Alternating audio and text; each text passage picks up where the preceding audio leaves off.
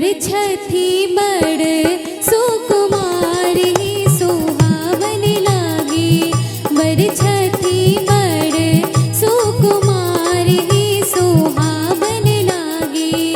परिछन चलियो सखी, परिछन चलियो सखी, सुंदर जमैया ही सुहावन लागे।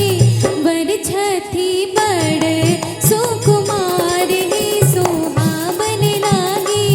वर छथी बड़ सुकुमार ही सुहावन लागे। वाह, बहुत सुंदर, बहुत अच्छा गाए।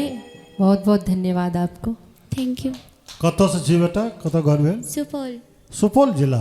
अरे वाह, छा गेल छै सुपौल। सब सुपौले से। वाह, बहुत बहुत सुंदर, बढ़िया, बहुत बढ़िया। सुंदर। आवाज भी बहुत सुंदर। बहुत अच्छा एनर्जी में आप गाए हैं, बहुत बढ़िया, थैंक यू।